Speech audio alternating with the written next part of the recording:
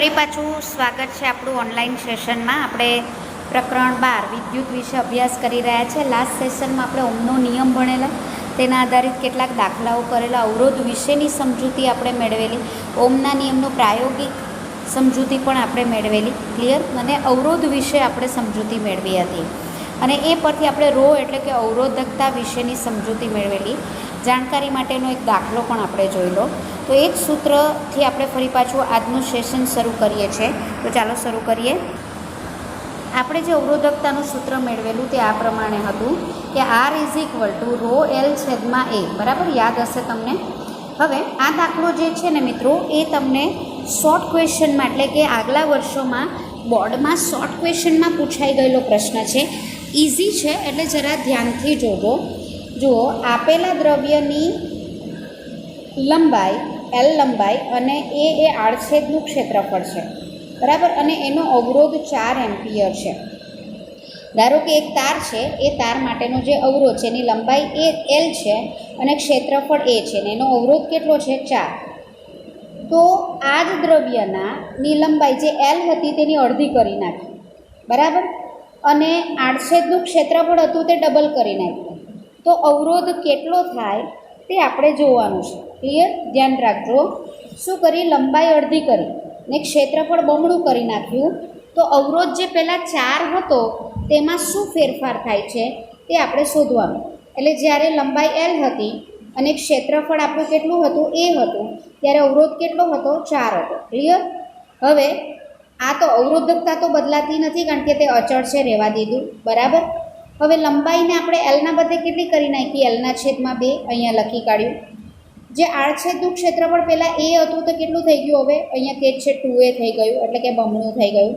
તો તો અવરોધ કેટલું થાય છે, મતલબ કેટલો આપણી અવરોધ થયું તે આપણે ગણવાનું છે. ઓકે, તો હવે અહીંયા જોજો, આ જે છેદનો 2 છે એ હું લખું છું આ રીતે, એલના છેદમાં 2. ઓકે, આ લખ્યું. છેદમાં 2 એ તો છે જ, એટલે આ 2 થશે. તો રહ્યું શું? આપણી પાસે રહ્યું આ 4. આ 4ને હું લખું છું 1/4. બરાબર, આ રો તો આપણી પાસે હતું જ, એટલે આપણી પાસે રહ્યું 1/4 રો એલ છેદમાં એ. આવું રહ્યું.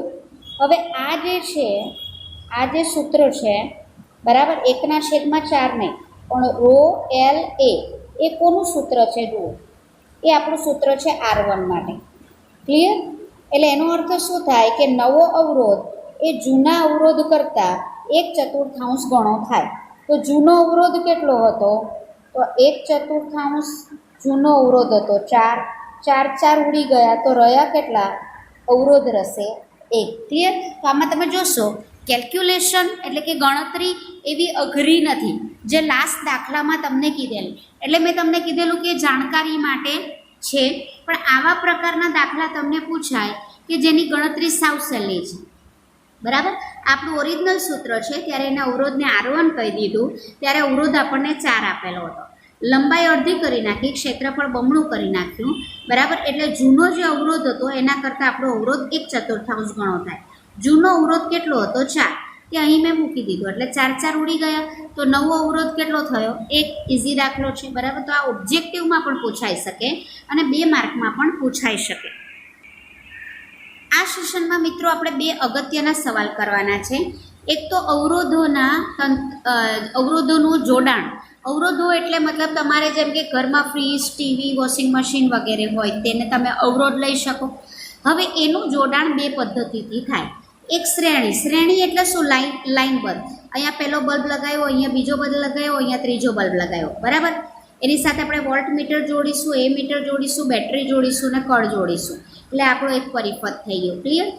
હવે શ્રેણી જોડાણ એટલે શું?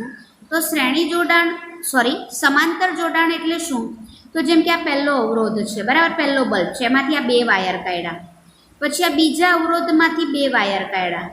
પછી આ ત્રીજા અવરોધમાંથી 2 વાયર કાઢ્યા. બરાબર, અને આ બાજુ 3 છેડા નીકળે છે ને આ બાજુ 3 છેડા નીકળે છે. જુઓ, આ 1, 2 અને 3 છેડાને જોડી દીધા અને એ 3 છેડાને પાછા એક વાયર સાથે જોડી દીધા. ક્લિયર? અને આ બાજુ પણ 3 છેડા નીકળે છે, તો એ 3 છેડાને ત્રણે ત્રણને જોડી દીધા, એની સાથે પાછો એક નવો વાયર જોડી દીધો અને એ 2 વાયરના છેડા એટલે આ વાયરના 2 છેડા એ આપણે બેટરી સાથે જોડીશું. હવે ફરક શું પડે તે જુઓ. તો અહીંયા બેટરીમાંથી જે આપણે વિદ્યુત પ્રવાહ પસાર કરીશું તે આમ પસાર થશે. પહેલા બલ્બને મળશે, પછી બીજા બલ્બને મળશે અને પછી ત્રીજા બલ્બને મળશે. ક્લિયર? પછી તે ફરી પાછું આ રીતે પરિપથ પૂર્ણ કરશે. એક જ રસ્તો છે એનો જવાનો કે જે આપણા અવરોધો હોય તેમાંથી વિદ્યુત પ્રવાહ પસાર થવાનો માત્ર ને માત્ર આ એક જ માર્ગ છે, બીજો કોઈ માર્ગ નથી. એક જ માર્ગે પસાર થઈ શકે, બરાબર. તો આવું જે જોડાણ છે તેને શ્રેણી જોડાણ કહેવાય. અને આપણે જે વિદ્યુત કોષમાંથી વિદ્યુત પ્રવાહ પસાર કરીએ છીએ તેને આપણા અવરોધોમાં પસાર થવા માટેના માર્ગ અહીં જુઓ. પહેલા અવરોધ માટેનો આ માર્ગ પહેલા બલ્બમાં આ માર્ગે જશે, બીજા માર્ગે અને ત્રીજા માર્ગે. ક્લિયર? એટલે અહીં તમે જોઈ શકો છો કે જે લાગુ પડેલો જે વિદ્યુત પ્રવાહ છે તેના વહન માટે જુદા જુદા માર્ગ હોય તો તેવા અવરોધોનું જે જોડાણ એટલે સમાંતર જોડાણ કહેવાય.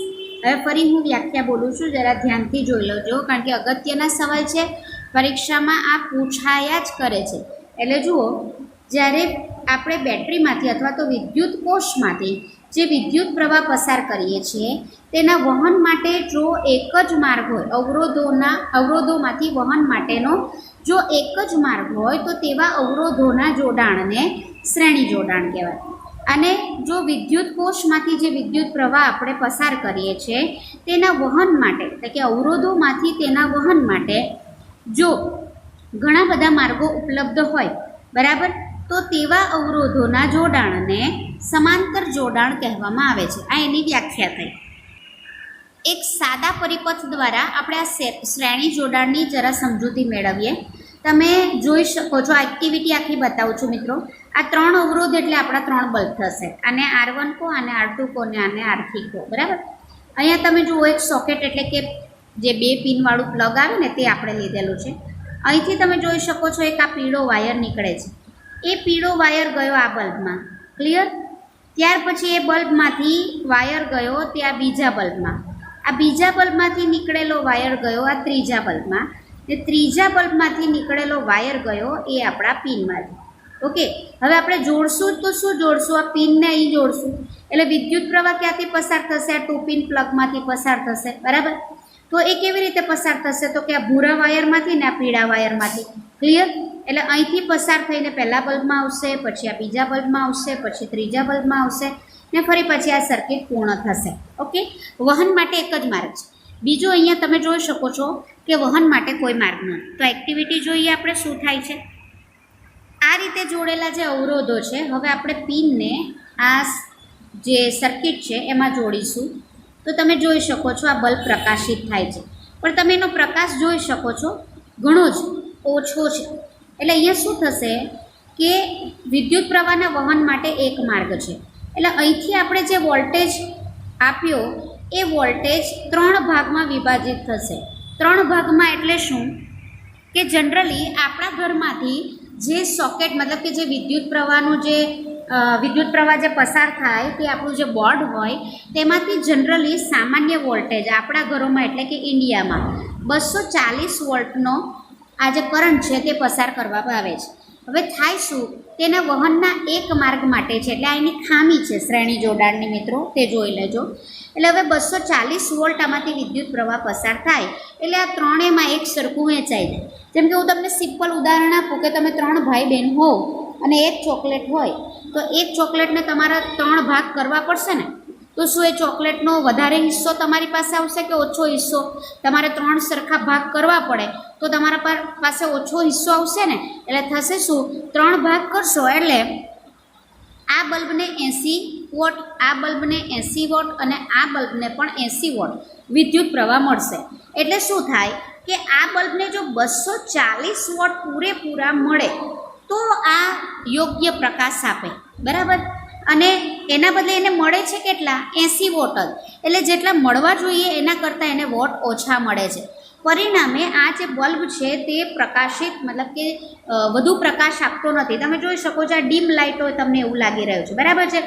એટલે અહીંયા જેટલો પ્રકાશ મળવો જોઈએ એટલો મળતો નથી. આ જોડાણની પહેલી ખામી છે. તો તમને એમ થાય કે ટીચર આવું ક્યાંય જોડાણ જોવા મળે ખરું? હા, પેલી જે ડેકોરેટિવ લાઇટ હોય છે ને, જેને આપણે સિરીન્સ કહીએ છીએ, બરાબર, નાની નાની એલઈડી લગાવેલી હોય કલરફુલ, તેમાં જે જોડાણ જોવા મળે તે આ શ્રેણી જોડાણ પ્રકારનું છે. હવે ફોર એક્ઝામ્પલ આ તો બલ્બ જોડ્યા, બરાબર. હવે એના બદલે માની લો કે આ જે સર્કિટ છે એટલે આ પ્રકારનું જે જોડાણ છે એમાં તમે કોઈ ફ્રીજ છે કે એસી જોડી દીધું તો બાકીના બે તો પ્રકાશિત થશે નહીં. અને એસી જેવું હાઈ વોલ્ટેજવાળું જો કોઈ સાધન હશે તો તે પોતે પોતાનું કાર્ય કરશે જ નહીં, મતલબ કે ઠંડક આપી શકશે જ નહીં, કારણ કે એને વોલ્ટેજ જ અહીં ઓછો મળી રહ્યો છે. તો આ એની ખામી છે. બીજું કે આ વિદ્યુત પ્રવાહના વહન માટે અહીં એક જ માર્ગ છે, તમે જોઈ શકો છો.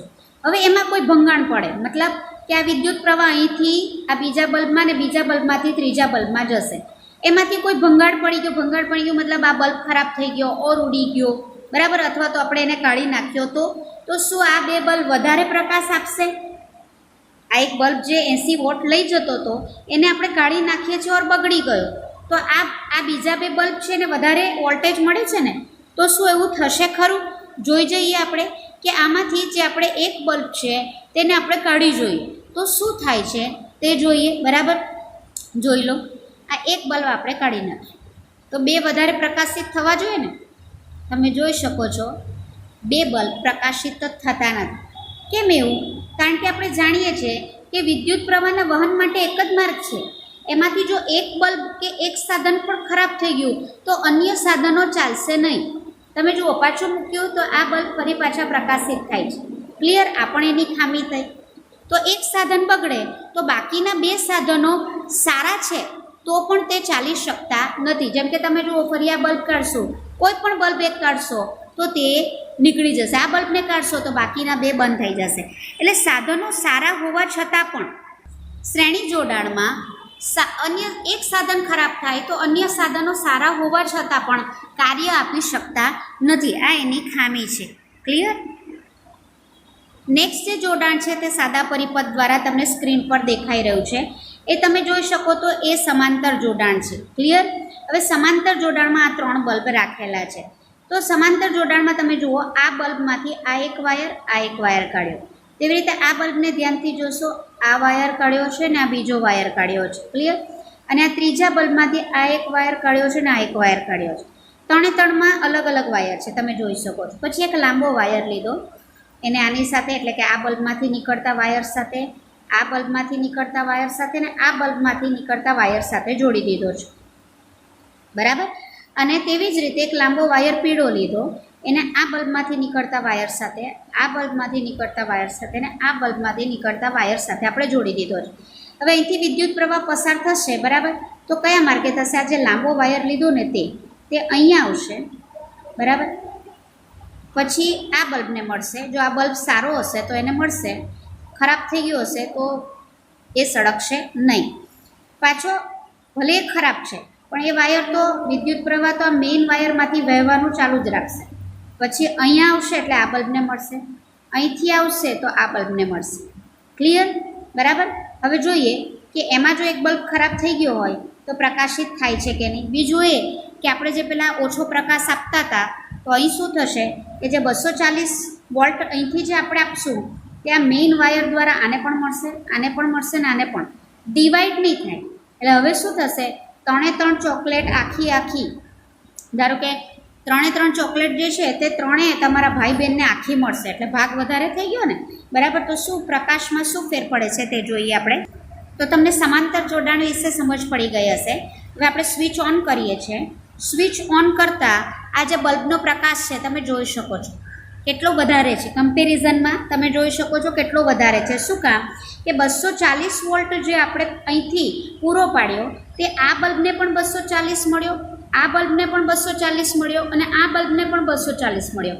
એટલે જેટલો વોલ્ટેજનો આપણો બલ્બ હતો તેટલા વોલ્ટેજ આ બલ્બને મળી ગયા. એટલે એને મળી ગયા હોવાથી આ બલ્બ પૂર્ણ પ્રકાશિત થાય છે. બરાબર. તેવી રીતે આને જેટલા વોલ્ટેજ બલ્બ જોઈતા હતા એટલા મળે છે, એટલે આ બલ્બ પણ પૂર્ણ પ્રકાશિત થાય છે ને તેવી જ રીતે આ બલ્બ પણ. હવે ધારો કે એ બલ્બ, આ ત્રણમાંથી એક બલ્બ ખરાબ થઈ ગયો, એને કાઢી જોઈએ શું થાય છે. તમે જુઓ છો એ બલ્બ જ પ્રકાશિત નથી થતો, બાકીના બે બલ્બ તો પોતાનો પ્રકાશ આપી રહ્યા છે. એટલે એક સાધન જો ઘરમાં ખરાબ થઈ જાય તો બાકીના સાધનોને કોઈ અસર થશે નહીં એવું સાબિત થાય છે, માત્ર એ બલ્બ જ પ્રકાશિત નહીં થાય. બરાબર. કારણ કે આપણે જોયું કે આ જે વિદ્યુત પ્રવાહ છે એના વહેવા માટે તો એ દરેકનો માર્ગ અલગ અલગ જ છે. ક્લિયર. એક માર્ગે તે વહન પામતા નથી. તમે જોઈ શકો છો આ બલ્બને હું કાઢી નાખું છું તો પણ આ બલ્બ તો પ્રકાશિત રહે જ છે. એટલે જે સાધન ખરાબ થશે એ જ સાધન પોતે કાર્ય નહીં કરશે, બાકીના સાધનો તો પોતાનું કાર્ય આપશે. તો હવે મિત્રો તમને હું પ્રશ્ન પૂછું, શું આપણા ઘરમાં શ્રેણી જોડાણ હશે કે સમાંતર જોડાણ હશે? શું આપણા ઘરમાં એક સાધન ખરાબ થઈ જાય છે તો બાકીના બધા કાર્ય કરતા બંધ થઈ જાય છે? નહીં, તે કાર્ય કરશે. એટલે આપણા ઘરોમાં સમાંતર જોડાણ જોવા મળે છે, શ્રેણી જોડાણ જોવા મળતું નથી. એના ફાયદા ગેરફાયદા તમને હવે ખ્યાલ આવી ગયા હશે. તો ફરી પાછું જરા શ્રેણી અને સમાંતર જોડાણમાં આપણે જોઈ લઈએ કે અવરોધોને એવી રીતે જોડવામાં આવે કે તેનો વિદ્યુત પ્રવાહનો જે વહનનો માર્ગ છે એક જ હોય. બરાબર. અને તેમાં લાગુ પડેલો વોલ્ટેજ એ કુલ વોલ્ટેજના સરવાળા બરાબર હોય. તો તેવા જોડાણને અવરોધોનું શ્રેણી જોડાણ કહેવામાં આવે છે. ક્લિયર. અને અવરોધોને એવી રીતે જોડવામાં આવે કે જેથી વિદ્યુત પ્રવાહના વહનનો માર્ગ અલગ અલગ હોય. બરાબર. અને જેમાં લાગુ પડેલું કુલ વિદ્યુત પ્રવાહ એ દરેક અવરોધને મળતા વિદ્યુત પ્રવાહ, હું અહીંયા વોલ્ટેજ બોલીને અહીંયા વિદ્યુત પ્રવાહ છે, યાદ રાખજો મિત્રો. બરાબર. લાગુ પડેલો વિદ્યુત પ્રવાહ એ દરેક અવરોધોને મળતા વિદ્યુત પ્રવાહના સરવાળા બરાબર હોય તો તેવા જોડાણને અવરોધોનું સમાંતર જોડાણ કહેવામાં આવે છે. તો સૌ પ્રથમ આપણે અવરોધોનું શ્રેણી જોડાણ વિશે સમજીએ. વ્યાખ્યા મેં તમને સમજાવી દીધી. તો તે પ્રમાણે આ અવરોધોમાંથી વહનનો માર્ગ એક જ છે. હવે એમાં ધારો કે પહેલો અવરોધને R1, બીજા અવરોધને R2 ને ત્રીજા અવરોધને હું R3 તરીકે કહું છું, કારણ કે આપણે અવરોધની સંજ્ઞા આપણે R લીધેલી. બરાબર. હવે R1 પર જે લાગુ પડેલો વોલ્ટેજ છે એને ધારો કે V1 કહી દઉં. આ R2 અવરોધ પર લાગુ પડેલો અવરોધ એને હું V2 કહી દઉં, અને R3 અવરોધ પર જે મળેલો અવરોધ છે એને V3 કહી દઉં. આપણી વ્યાખ્યા પ્રમાણે આ જે કુલ વોલ્ટેજ V છે તે શું થશે? પહેલા અવરોધને મળેલો વોલ્ટેજ, બીજા અવરોધને મળેલો વોલ્ટેજ અને ત્રીજા અવરોધને મળેલા વોલ્ટેજના સરવાળા બરાબર થશે. એટલે શું થશે? V = V1 + V2 + V3. Clear. આ શ્રેણી જોડાણમાં થશે. ઓકે. હવે શું કરું કે ધારો કે આ જેટલા વોલ્ટેજના મેં 3 બલ્બ લગાડ્યા. બરાબર. હવે હું શું કરું? એટલા જ વોલ્ટેજ એટલે કે જેટલો અવરોધ આ ત્રણેયનો મળીને છે. બરાબર. એટલે R1નો જેટલો અવરોધ છે, R2નો અવરોધ છે અને R3નો અવરોધ છે, એ ત્રણેય અવરોધનો સરવાળો કરી ને એનો જેટલો અવરોધ થાય એવો એક મોટો બલ્બ લઈ લઉં છું કે જેનો અવરોધ R છે. પણ R કેટલો? તો કે આનો ને આનો સમતુલ્ય અવરોધ. સમતુલ્ય મતલબ આ ત્રણેયનો સરવાળો કરું એટલો એકમાત્ર અવરોધ ખાલી આ એક બલ્બનો થાય. ક્લિયર. તો હવે આ બલ્બનો અવરોધ કેટલો? એટલે આ 3 અવરોધને સમતુલ્ય અવરોધ R કહીએ તો એનો અવરોધ કેટલો થાય તેનું સૂત્ર તારો. એટલે તમને એક્ઝામમાં જે સવાલ પૂછાય છે તે આવું છે કે શ્રેણી જોડાણમાં આપેલા અવરોધ માટેના સમતુલ્ય અવરોધનું સૂત્ર તારો. તો ચાલો તે જોઈએ મિત્રો. આપણે શ્રેણી જોડાણમાં આપણે જોયું કે વિદ્યુત સ્થિતિમાનના તફાવતનું મૂલ્ય એ દરેક અવરોધને લાગુ પડેલા વિદ્યુત સ્થિતિમાનના તફાવતના સરવાળા જેટલું થાય. મતલબ કે V એ આને લાગુ પડેલો અવરોધ V1, અવરોધ નહીં, વોલ્ટેજ, વિદ્યુત સ્થિતિમાનનો તફાવત. એટલે આ R1ને લાગુ પડેલો વિદ્યુત સ્થિતિમાનનો તફાવત V1, આને લાગુ પડેલો V2 અને આનો લાગુ પડેલો V3 એનો સરવાળો કરો એટલે V1 + V2 + V3 એ કુલ વોલ્ટેજ એટલે કે V જેટલો થાય, બરાબર. પણ આપણે ઓહમના નિયમમાં સૂત્ર તારવેલું V = IR. હવે એના પરથી જોઈએ આપણે. હવે આપણી પાસે જે ઓહમના નિયમનું સૂત્ર છે તે આવું છે, V = IR, બરાબર. પણ હવે આપણી જે આકૃતિ હતી એમાં પહેલો અવરોધ હતો R1, બરાબર, અને એના ઉપર લાગુ પડેલું વિદ્યુત સ્થિતિમાનનું તફાવતનું મૂલ્ય હતું V1. તો એના પહેલા અવરોધ માટે સૂત્ર શું થશે? V1 = IR1. તેવી રીતે બીજો અવરોધ, એના પર લાગુ પડેલો વિદ્યુત સ્થિતિમાનનો તફાવત કેટલો હતો? V2, બરાબર. અવરોધને આપણે R2 વડે કરેલું, બરાબર. તો એનું સૂત્ર શું થશે? V = IR2. અને નંબર 3 આપી દો, બરાબર. આપણું આ જે સૂત્ર હતું આગળ મેં તમને સ્ક્રીન પર બતાવેલું એને નંબર 1 આપી દો. હવે આ જે ત્રીજો અવરોધ હતો આપણો, એના પર લાગુ પડેલો વોલ્ટેજ એને આપણે V3 કહી દઈએ. તે અવરોધ હતો આપણો ત્રીજો એટલે કે R3.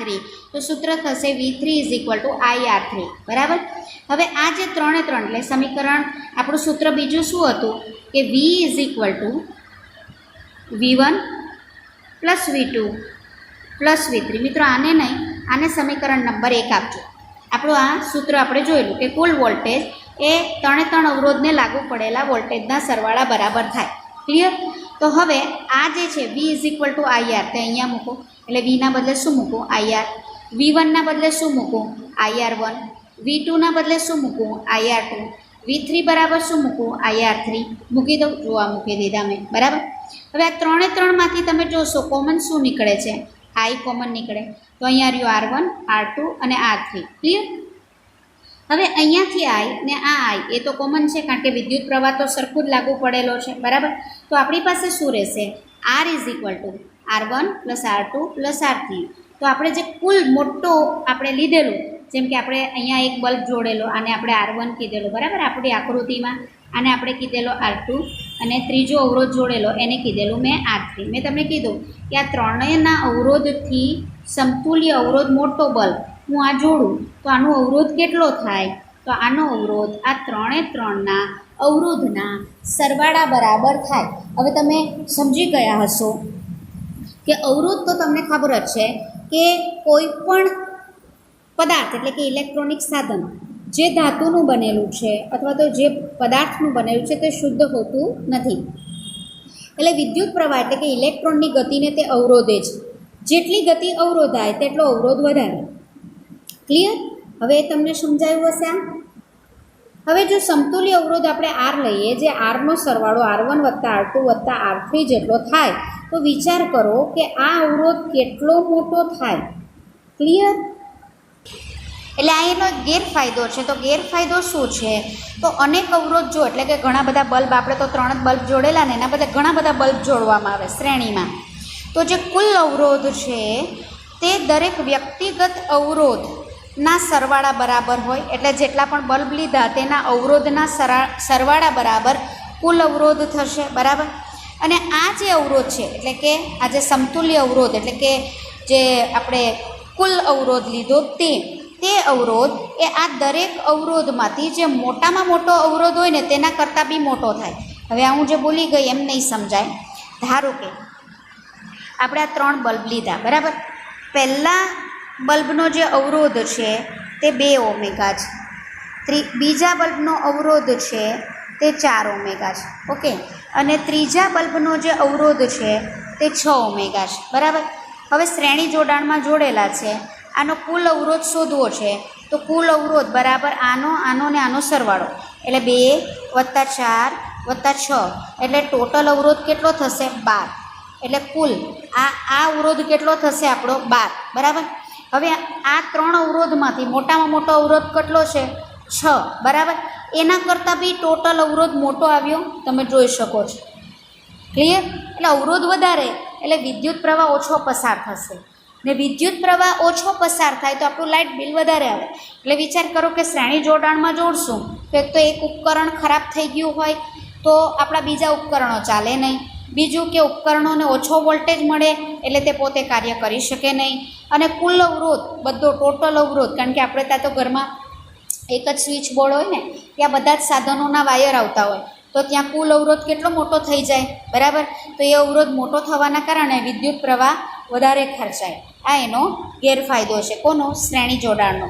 એટલે આપણા ઘરમાં શ્રેણી જોડાણ નથી હોતું, સમાંતર જોડાણ હોય છે. શ્રેણી જોડાણ જે ડેકોરેટિવ લાઇટ હોય તેમાં આપણને આ જોવા મળે છે. શ્રેણી જોડાણ આધારિત આપણે જરા એક દાખલો જોઈ લઈએ મિત્રો. તમને આપેલો છે 20 ઓમેગા અવરોધ ધરાવતો એક વિદ્યુત બલ્બ. આ બલ્બ છે તેનો અવરોધ કેટલો છે? 20 ઓમેગા. 4 ઓમેગા ધરાવતો વાહક 6 વોલ્ટની બેટરી સાથે જોડેલો છે, બરાબર. આ રીતે તમને આ એક અવરોધ છે જે 4 ઓમેગા ધરાવતો બલ્બ સાથે જોડેલો છે અને આ બેટરીમાંથી કેટલા વોલ્ટેજ વિદ્યુત પ્રવાહ પસાર થાય છે? 6 વોલ્ટની બેટરી છે, બરાબર. હવે આપણે ટોટલ અવરોધ શોધવાનો છે અને ત્યાર પછી કેટલો વિદ્યુત સ્થિતિમાનનો તફાવત લાગુ પરિપથમાંથી વહેતો વિદ્યુત પ્રવાહ એટલે I શોધવાનો છે અને બલ્બના છેડા વચ્ચે તથા વાહકના છેડા વચ્ચેનો વિદ્યુત સ્થિતિમાનનો તફાવત ગણવાનો છે. એક દાખલામાં 3 વસ્તુ છે. આ પ્રકારના દાખલા પૂછાય છે મિત્રો, તો ધ્યાન આપજો. જો મિત્રો પહેલો અવરોધ એટલે બલ્બનો અવરોધ હતો 20, બરાબર. એની સાથે બીજું કોઈ સાધન જોડેલું છે તેનો અવરોધ હતો 4. તો આ બેનો ટોટલ અવરોધ કેટલો થાય? એટલે ટોટલ અવરોધ R બરાબર R1 વત્તા R2 જેટલો થશે. એટલે R1 છે આપણા 20 અને R2 છે આપણા 4, એટલે 20 ને 4 24. એટલે આ બેનો ટોટલ અવરોધ કેટલો થશે? 24. એટલે પહેલું જે પ્રશ્ન પૂછેલો કે કુલ અવરોધ કેટલો થાય તે આપણે શોધી નાખ્યો. ક્લિયર? હવે આગળ જોઈએ. પસાર થતો વિદ્યુત પ્રવાહ કેટલો તે આપણને શોધવા કીધો છે. હવે જુઓ મિત્રો, આપણી પાસે સૂત્ર છે V = IR. આપણે I શોધવાનું છે તો R ને આમ લઈ આવો એટલે V ના છેદમાં આવી જશે, બરાબર. RS એટલે ટોટલ અવરોધ, બરાબર. હવે આપણો વોલ્ટેજ કેટલો આપેલો છે આપણને દાખલામાં? 6 વોલ્ટ. એટલે V બરાબર આપેલો છે 6 વોલ્ટ. હમણાં ટોટલ અવરોધ આપણે કેટલો શોધ્યો? 24. એટલે કેટલો થશે? 6 ના છેદમાં 24, બરાબર. એટલે થશે 6 ચોક 24. એટલે આન્સર આવશે 1 ના છેદમાં 4. એટલે 1/4 કરો, ભાગની જાય તેનું શૂન્ય. 4 દુ 8, 10 માંથી 8 જાય 2, બરાબર. ભાગની જાય તેનું શૂન્ય. 4 પંચા 20. ક્લિયર? તો કેટલો જવાબ આવશે? 0.25. એટલે પસાર થતો વિદ્યુત પ્રવાહ તમે જોઈ શકો છો કેટલો હતો? 0.25. એટલે તમે જોઈ લો, અવરોધ જો મોટો બન્યો તો વિદ્યુત પ્રવાહ કેટલો થાય? 0.25. આટલા ઓછા વિદ્યુત પ્રવાહમાં આપણા ઘરના કોઈ સાધન કાર્ય ન કરે, બરાબર. ત્રીજો જે એવો ક્વેશ્ચન પૂછેલો કે વિદ્યુત બલ્બના 2 છેડા વચ્ચે વિદ્યુત સ્થિતિમાનનો તફાવત કેટલો અને આપણે જે અવરોધ લીધેલો એની વચ્ચે વિદ્યુત સ્થિતિમાનનો તફાવત કેટલો એ આપણે જોવાનું છે. ક્લિયર? તો હવે આપણે વિદ્યુત બલ્બમાં ઓમનો નિયમ લાગુ પડીએ તો એનો અવરોધ વિદ્યુત બલ્બનો કેટલો હતો? 20. આપણે જે હમણાં I શોધ્યું તે કેટલો હતો? તે હતો 0.25. તો એના ઉપરથી આપણે વિદ્યુત સ્થિતિમાનનો તફાવત શોધીએ તો V = IR, બરાબર.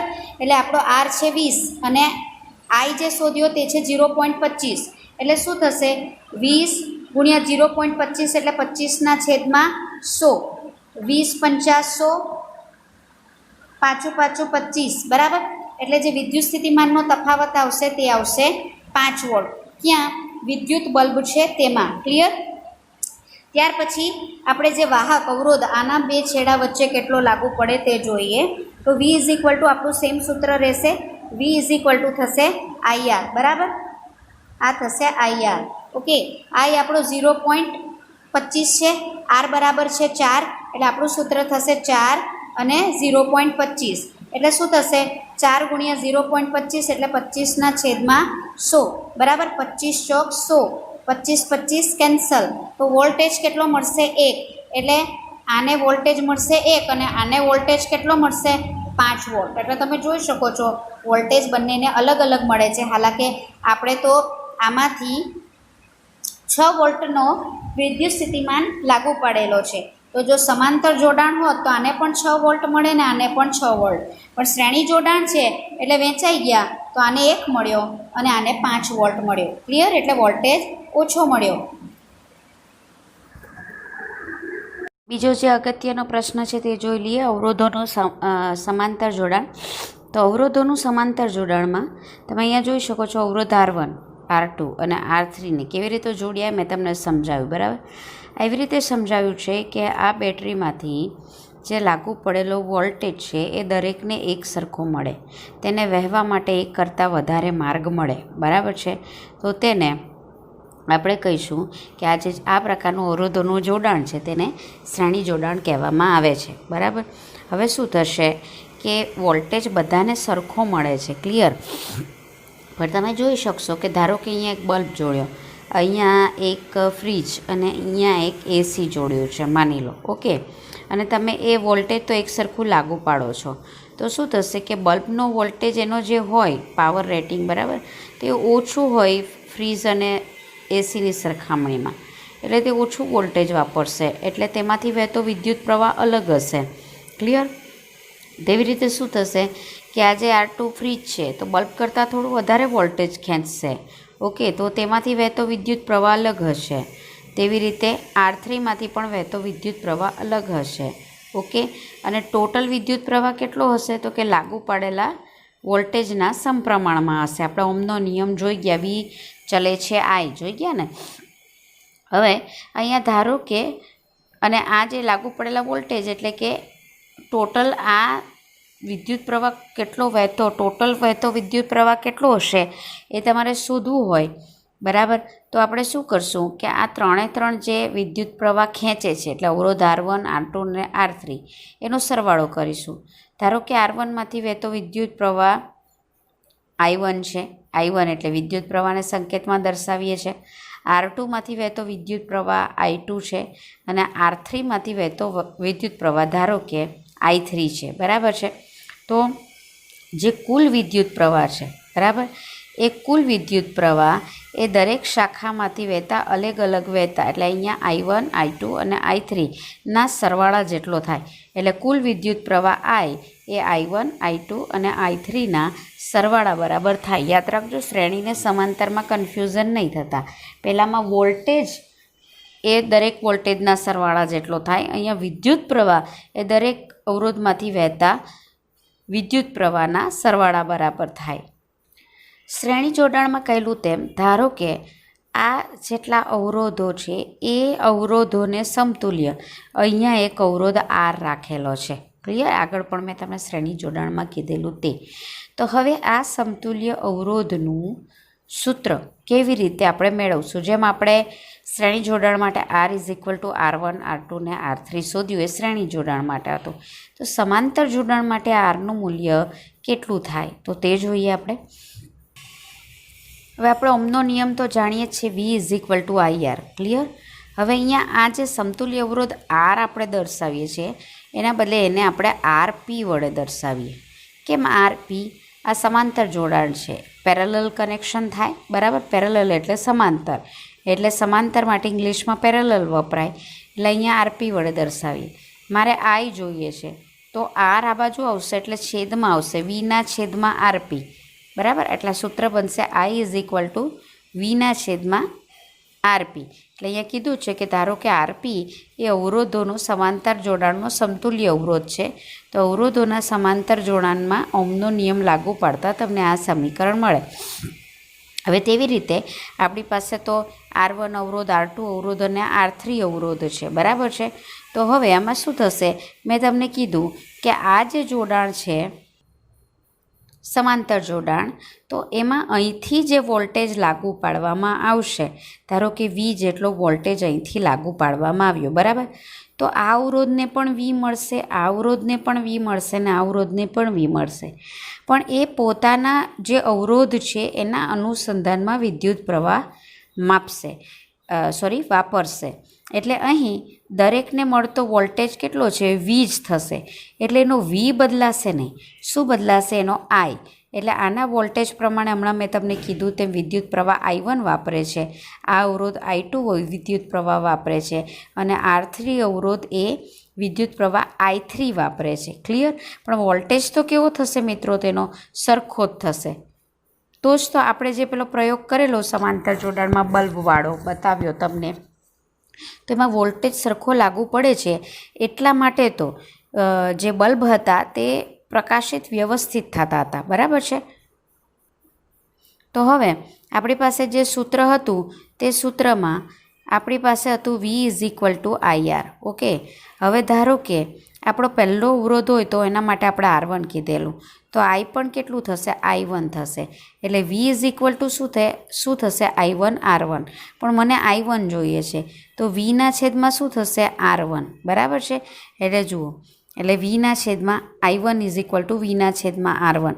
તે રીતે I2 ઇઝ ઇક્વલ ટુ વીના છેદમાં R2. તેવી રીતે I3 ઇઝ ઇક્વલ ટુ વીના છેદમાં R3. પણ હવે હમણાં જ આપણે જોયું કે I ઇઝ ઇક્વલ ટુ શું થશે, I1 plus I2 plus I3. ત્રણેયના સરવાળા બરાબર થાય ને, આપણે જોયું તે પ્રમાણે. તો I ઇઝ ઇક્વલ ટુ મૂકી દઉં છું હું વીના છેદમાં RP, RL. બરાબર. I1 ઇઝ ઇક્વલ ટુ મૂકી દઉં છું વીના છેદમાં R1. I2 is equal two મૂકી દઉં છું વીના છેદમાં R2. અને I3 ઇઝ ઇક્વલ ટુ મૂકી દઉં છું વીના છેદમાં R3. કરેક્ટ. હવે બધામાંથી વી કોમન કાઢો તો 1/R1, 1/, વી કોમન નીકળી ગયું ને, એટલે અહીંયા કંઈ નહીં રહ્યું, તો 1/R1, અહીંયા પણ 1/R2, અહીંયા 1/R3 આવું રહે છે. બરાબર. બંને બાજુથી તમે જોશો વી કેન્સલ થઈ જશે. ઓકે, તો અહીંયા પણ કંઈ નહીં રહ્યું, એટલે 1/RP બરાબર 1/R1, 1/R2 અને 1/R3 રહેશે. આ જે તમારું સૂત્ર છે એ સમાંતર જોડાણ માટેના સમતુલ્ય અવરોધ માટેનું સૂત્ર છે. તો હવે જુઓ, શ્રેણી જોડાણમાં શું આવેલું કે R is equal two R1 plus R2 અને પ્લસ R3 આવું આવેલું. બરાબર. જ્યારે આપણું આના માટે શું આવ્યું, સમાંતર માટે, કે RP is equal two 1/R1, 1/R2 અને 1/R3 આવું આવ્યું. બરાબર. તો શું થશે કે સમતુલ્ય અવરોધના વ્યસ્તનું મૂલ્ય, આ વ્યસ્ત થયો એના વ્યસ્તનું મૂલ્ય દરેક અવરોધના વ્યસ્તના સરવાળા બરાબર થાય. એટલે જુઓ, તારણ એકબીજાને સમાંતર જોડેલા અવરોધોના સમતુલ્ય અવરોધનું વ્યસ્ત એ દરેક અવરોધના વ્યસ્તના મૂલ્યોના સરવાળા બરાબર થાય. ક્લિયર મિત્રો? એ પરથી હવે આપણે દાખલો જોઈ લઈએ મિત્રો. તો દાખલામાં નીચેની આકૃતિમાં દર્શાવેલ પરિપથમાં ધારો કે અવરોધો R1, R2 ને R3. R1 5 ohm, R2 10 ohm, R3 15 ohm આપેલા છે. એની સાથે કેટલી વિદ્યુત બેટરી જોડેલ છે, 12 વોલ્ટની. એટલે વી બરાબર આપ્યા છે 12 વોલ્ટ. તો આપણે શું શોધવાનું છે, તો આપણે એમ શોધવાનું છે કે દરેક અવરોધમાંથી પસાર થતો વિદ્યુત પ્રવાહ I1, I2 અને I3 એ શોધવાનું છે. પરિપથનો કુલ વિદ્યુત પ્રવાહ એટલે I શોધવાનું છે. ને કુલ અવરોધ એટલે આ બધાનો જે આપણે વ્યસ્ત કરીને સરવાળો કરશું તે શોધવાનું છે. તો ચાલો શોધીએ. તો આપણને જે અવરોધ આપેલા છે, I1 is equal two 5 ohm લઈ લઈએ, R2 is equal two 10 ohm લઈએ અને R3 is equal two 30 ohm લઈએ. બરાબર. અને વિદ્યુત સ્થિતિમાન 12 વોલ્ટનો આપેલો છે. હવે દરેકમાંથી પસાર થતો આપણે વિદ્યુત પ્રવાહ શોધવાનો છે. તો આપણી પાસે સૂત્ર છે જ, I1 ઇઝ ઇક્વલ ટુ, હમણાં જ આપણે જોઈ ગયા કે I1 ઇઝ ઇક્વલ ટુ શું થશે, વીના છેદમાં R1. ઠીક છે. હવે I1 ઇઝ ઇક્વલ ટુ વી કેટલા છે, 12, અને R1 કેટલા છે આપણે હમણાં જ જોયા, 5 ઓહ્મ. બરાબર. એટલે 12/5 કરશો, આ તમે 12/5 કરશો તો 5 દુ 10 અને 2 વૈધા ભાગની જાય તેનું શું, 5 ચોક 20, કેટલા આવશે, 2.4. એટલે આન્સર આવશે તમારો 2.4 એમ્પિયર. કેટલો વિદ્યુત પ્રવાહ વહેશે, I1માંથી 2.4. બરાબર. તે રીતે R2 આપેલો છે, તો I2 શોધવું છે. તો I2 બરાબર શું થશે, I2 ઇઝ ઇક્વલ ટુ વીના છેદમાં R2. ઓકે, વી 12 આવેલા છે, R2 10 આપેલા છે, એટલે થશે 1.2. બરાબર. ત્યાર પછી R3 શોધવું હોય તો R3 ઇઝ ઇક્વલ ટુ શું થશે, વીના છેદમાં, માફ કરશો મિત્રો, I3 શોધવું છે. તો I3 ઇઝ ઇક્વલ ટુ વીના છેદમાં R3. વી આપણા 12 વોલ્ટ આપેલા છે, I3 આપેલા છે 30. ઓકે, તો 12 ભાગ્યા તમારે કરવા પડશે 30. ભાગની જાય તેનું શૂન, 3 ચોક 12 એટલે 30 ચોક 120. એટલે અહીંયા તમારો આન્સર આવશે 0.4 એમ્પિયર. આમ તમે જુઓ, વોલ્ટેજ એક સરખો આપણે લાગુ પાડવામાં આવેલો છે, પણ જેવો સાધનનો અવરોધ એના અનુસંધાનમાં વહેતો વિદ્યુત પ્રવાહ પણ તમે જોઈ શકો છો અલગ અલગ છે. એટલે આ આપણને ટોટલ વિદ્યુત પ્રવાહ મળ્યો. બરાબર છે. હવે આગળ જોઈએ દાખલો. હવે અહીંયા જે કુલ અવરોધ છે તે થશે 2.4, 1.2 ને 0.4 છે, બરાબર.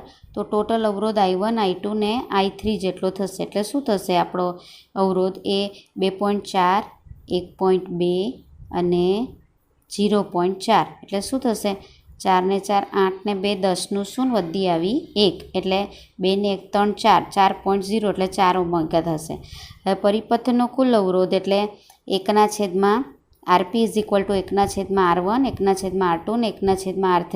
એટલે શું થશે? આપણે આ શોધ્યો તે 1/5 આપેલો 4 1/10 અને R3 બરાબર છે 1/30. એટલે 1/5, 1/10 અને 1/30. તો 5, 10 અને 30નો લસા આવશે 30. અહીંયા 30 કરવા માટે 6 વડે, અહીંયા 3 વડે ને અહીંયા 1 વડે ગુણવું પડે, બરાબર. તો ઉપર ગુણીએ તો 6 × 6 + 3 + 1, 6 ને 3 9 ને 1 10, એટલે 10/30. આને આ ઉડી જશે એટલે કેટલો રહેશે આન્સર? 1/3. એટલે 1/RP = 1/3. તમે આનો વ્યસ્ત કરો તો રહેશે RP, બરાબર. ને આનો વ્યસ્ત કરો તો 3/1 એટલે 3. તો આન્સર આવશે આપણો 3. ક્લિયર? આ પ્રકારના દાખલા મિત્રો તમને પૂછાય કે તમને ધારો કે અવરોધ R1, R2, R3, R4 ને R5 આવી રીતે આપેલા છે, ઓકે. અને બધાના મૂલ્યો પણ તમે જોઈ શકો છો, આપી દીધેલા છે. એની સાથે 12 વોલ્ટની બેટરી કરેલું છે. તો કુલ અવરોધ આપણે જોવાનો છે અને કુલ વિદ્યુત પ્રવાહ આપણે શોધવાનો છે. હવે એક રીતે આપણે જોઈ લઈએ આમ એક વારમાં, તો આપણને એવું લાગે કે આ શ્રેણી જોડાણમાં છે, ઓકે. પણ મિત્રો આ તમારે પહેલાં જોવું પડે કે શ્રેણી જોડાણમાં જોડેલા છે કે સમાંતર જોડાણમાં. હવે કેવી રીતે ખબર પડે? જો અહીંયાથી, જેમ કે હું R1 અને R2ની વાત કરું પહેલાં, આટલો ભાગ બરાબર છે, આ એક ભાગ બને છે. હવે અહીંયાથી તમે આ પોઈન્ટથી જુઓ તો અહીંથી એક વાયર નીકળો ને અહીંથી એક વાયર નીકળો, ક્લિયર. ને પાછું એ બંને અહીંયા જોડાય છે ને પછી અહીંથી એક વાયર નીકળે. તો R1 અને R2 જે છે આ મેઇન વાયર છે આપણો, આ મેઇન વાયર, ઓકે. તો આ જે છે તેમાં R1 અને જે R2 છે તે એકબીજા સાથે સમાંતરમાં જોડાયેલા છે, ક્લિયર. આવી જો રચના હોય તો તે રીતે અહીંયા પણ તમે જોશો આ એક પોઈન્ટ, અહીંથી એક વાયર નીકળો, આ બધા પોઈન્ટ છે જુઓ, અહીંયા પોઈન્ટમાં જોડેલા છે. જેમ આપણે સમાંતર બલ્બ જોડેલા ને તેવી રીતે અહીંથી એક વાયર નીકળો, એ અહીંયા જોડાયો, અહીંથી એક વાયર નીકળો, અહીંયા જોડાયો, એવી રીતે કર્યું છે. એટલે અહીંયા R1, R2 ને R3 પણ કેવી રીતે જોડાયેલા છે? સમાંતર જોડાણમાં. ને આ એક કોમન વાયર છે જુઓ, બરાબર. એનો શું અર્થ થાય કે આનો જે સમતુલ્ય અવરોધ છે તે ને આનો જે સમતુલ્ય અવરોધ છે તે એકબીજા સાથે શ્રેણીમાં જોડાયેલા છે, ક્લિયર. એટલે આનો આપણે સમતુલ્ય અવરોધ શોધશું સમાંતરના સૂત્રની મદદથી, આનો સમતુલ્ય અવરોધ શોધશું સમાંતરના સૂત્રની મદદથી, અને આ બેનો અવરોધ શોધશું શ્રેણીના સૂત્રની મદદથી, ક્લિયર. અને પછી એમાંથી વહેતો વિદ્યુત પ્રવાહ આપણે શોધીશું. તો R1 અને R2નો જે સમતુલ્ય અવરોધ છે એને હું RP1 કહી દઉં, બરાબર. અને R3, R4 અને R5 જે હતો તેને હું RP2 કહી દઉં. તો પહેલાં RP1 શોધીએ. બંને શ્રેણીમાં છે, સમાંતરમાં છે, એટલે થશે 1/RP1 બરાબર 1/R1 એટલે તે છે 10 અને 1/R2 એટલે તે છે 40, બરાબર છે. તો હવે 1/10 અને 1/40 લસા કેટલો આવશે? નેચરલી 40 આવશે. અહીંયા 10 ચોક 40 ને 40 એકા 40 એટલે ઉપર આવશે 4 ને 1 5, એટલે આન્સર આવશે 5/40. એટલે અહીંયા શું થશે? 8 પંચા 40 ભાગ ઉડી જશે, બરાબર. એટલે 1/RP1 કેટલું આવ્યું? 1/8 આવું આવ્યું. હવે આનો વ્યસ્ત કરો એટલે RP1 થશે, તો આનો વ્યસ્ત થશે એટલે 8 થઈ જશે, ક્લિયર. તેવી જ રીતે બીજા જે R2, R3 ને R3, R4 અને R5 જે સમાંતર જોડાણમાં જોડાયેલા છે તેનું સમતુલ્ય સૂત્ર આપણે કરીએ RP2. તો 1/RP2 બરાબર 1/R3 એટલે 30, 1/R4 એટલે 20 અને 1/R5 એટલે 1/60, બરાબર. 30, 20 અને 60નો લસા આવશે આપણી પાસે 60, ઓકે. અહીંયા 30 ને 60 કરવા માટે 2 વડે, અહીંયા 20 40 60 અને અહીંયા 60 એકા 60, 2 અને 1નો ગુણાકાર 2, 3 અને 1નો ગુણાકાર 3 અને 1 એકા 1, 3 ને 2 5 ને 1 6 એટલે આવ્યું 6 ના 3 ને 2 5 ને 1 6 એટલે 6/60 આ આન્સર આવ્યો. બરાબર. હવે આપણે જાણીએ છીએ 10 ચંક 60 એટલે આન્સર કેટલો આવ્યો 1/10. બરાબર. એટલે આપણો આન્સર આવ્યો 1/RP2 બરાબર 1/10 આવું આવ્યું. બરાબર. તો આનો વ્યસ્ત કરો. તો આનો વ્યસ્ત કરશો તો શું આવશે RP2 બરાબર, અહીંયા માફ કરશો મિત્રો, આ 18 લખાયા છે, 18 નહીં પણ ગણજો 10 ઓમેગા. ક્લિયર. એટલે આ જે આન્સર આવશે તે આન્સર આવશે 10 ઓમેગા. હવે ટોટલ અવરોધ શોધવાનો છે આ બેનો, ને આ બંને શ્રેણીમાં જોડાયેલા છે એટલે ટોટલ અવરોધ R બરાબર RP1 શ્રેણીમાં છે એટલે પ્લસ RP2 આ શ્રેણીમાં હોવાથી. આ છે 8 બરાબર અને આ છે 10 એટલે 10 ને 8 ટોટલ કેટલા થશે 18 થશે. હવે આમાંથી વહેતો વિદ્યુત પ્રવાહ આપણી પાસે સૂત્ર છે V = IR. R મળી ગયું, V આપેલા છે, આ Rને છેદમાં લાવો એટલે Vના છેદમાં R થશે. V આપેલા છે 12 અને R આપણે શોધ્યા 18. ઠીક છે. એટલે અહીંયા શું થશે 6 દુ 12 અને 9 દુ 18 એટલે શું રહેશે 6/9 રહેશે. પહેલાં 6/9 બરાબર. 2 તાલી 6 ને 3 તાલી 9 એટલે આન્સર કેટલો આવશે 2/3. 2/3 એટલે શું આવશે 2/3. ભાગ નહીં જાય તેનું શૂન. 3 6 18 પાછું 2 આવશે. ભાગ નહીં જાય તેનું શૂન. 2 6 તેરી 18 એટલે અહીંયા આવશે 6 6 6 વધતા જશે. બરાબર. તો અહીંયા 6 છે એનો આપણે કરી નાખવાનો સાંતળો. 0.66 એમ્પિયર પણ લખી શકો અને 0.67 એમ્પિયર પણ તમે લખી શકો. તો આમ મિત્રો આ સેશનમાં આપણે શ્રેણી જોડાણ અને સમાંતર જોડાણ એ બે અગત્યના ટોપિક વિશે આપણે સમજ્યા. બરાબર. અને હવે નેક્સ્ટ સેશનમાં આપણે વિદ્યુત પ્રવાહની કેટલીક અસરો સાથે, વિદ્યુત પ્રવાહ માટે રાખવામાં આવતી સાવચેતીઓ સાથે ફરી પાછા નવા સેશનમાં આ જ ચેપ્ટર સાથે મળીશું.